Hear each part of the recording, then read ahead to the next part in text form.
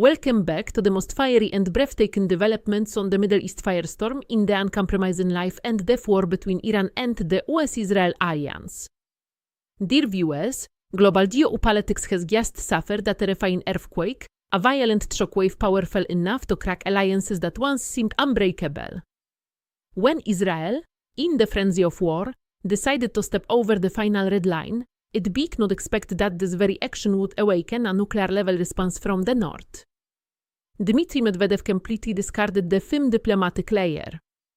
In its place came cold statements like a sentence handing over the opponent as head.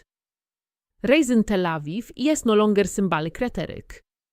It has a stark declaration of power from a nuclear superpower whose patience with Washington is wearing thin. The atmosphere thick with panic pushed the Pentagon into emergency mode overnight. Four-star generals fell into heavy silence before the reality of strategic escalation. Even Donald Trump, who once viewed the world as a chessboard and dominated negotiations, showed rare hesitation and unease.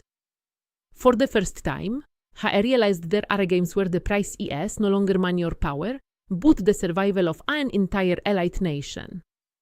But the big question gripping the global mind remains. Is this a high-level psychological warfare move from the Kremlin, or a sign that a real escalation scenario is being activated in the Middle East? Will Israel have enough strength to withstand if pressure from the north intensifies? And most importantly, will Donald Trump choose direct confrontation in this high-stakes gamble, or be forced to de-escalate strategically to avoid a wider conflict? Today, we dive deep into a geopolitical chessboard that is burning fiercely, where red lines are collapsing and major powers are reshaping the order. Israel tore apart the red line, pushing itself into a dangerous position. The Middle East has rarely witnessed such a level of risk-taking. This was not simply a conventional strike. It was a move that disrupted a fragile balance maintained for decades. 7 F-35 aircraft carrying cruise missiles targeted strategic sites in Iran and Syria, areas where Russian presence and interests are deeply embedded. Why take such a risk? The answer lies partly in confidence backed by long-standing US support. Israeli leadership believed in the strength of its defense systems and its strategic alliance. But that confidence may have led to a dangerous miscalculation. Israel underestimated Russia's willingness to respond. Viewing Moscow as too occupied elsewhere was a critical error. Strikes near areas involving Russian personnel were seen not just as military actions, but as challenges to a major power's standing. Russia's presence in the Middle East is strategic. Syria and Iran represent key footholds. Any action affecting those areas carries broader implications. What might have been intended as tactical success risks becoming a larger geopolitical confrontation. Russia's earlier restraint may have been interpreted as weakness. In reality, it was calculated patience. Now, signals suggest a shift.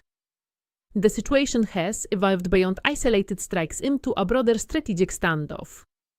At the same time, internal pressures on Israel are growing.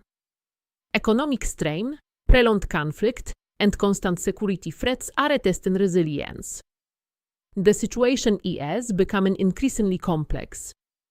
Russia has moved from warning to signaling potential action. Statements from leadership indicate a harder stance. The geopolitical environment is shifting from a unipolar to a multipolar structure, where multiple powers assert influence simultaneously. Medvedev's rhetoric marked a turning point. His statements were not framed as diplomacy, but as deterrence messaging. Whether symbolic or operational, they were designed to send a clear signal. At the Pentagon, the response has been cautious. Strategic calculations now include scenarios that were previously unlikely. Military planners are reassessing risks, especially concerning escalation involving major powers. For the United States, the challenge is balancing alliance commitments with the risks of broader conflict. The situation presents no easy options. Donald Trump, known for decisive positioning, now faces a more complex equation. Supporting an ally while avoiding escalation with another nuclear power requires careful calibration. The stakes are significantly higher than typical geopolitical negotiations. Meanwhile, coordination between Iran, allied groups, and external support appears to be strengthening. Intelligence sharing, missile capabilities, and defensive systems are becoming more integrated. This creates a more challenging operational environment for Israel. The battlefield is no longer defined by isolated engagements. It is increasingly shaped by networked systems, shared intelligence, and layered defenses. Russia's strategy appears focused on critical pressure points. Infrastructure, communications, and defense systems are all potential targets in a broader conflict scenario. At the same time, psychological pressure plays a key role. Uncertainty itself becomes a strategic tool. Israel's challenge is not only physical defense, but maintaining stability under sustained pressure. When unpredictability increases, decision-making becomes more difficult. What we are witnessing is not just a regional conflict, but part of a larger transformation in global power dynamics. The traditional balance is shifting. The era of a single dominant power is giving way to a more complex system where influence is contested. Actions carry wider consequences, and alliances are tested under pressure.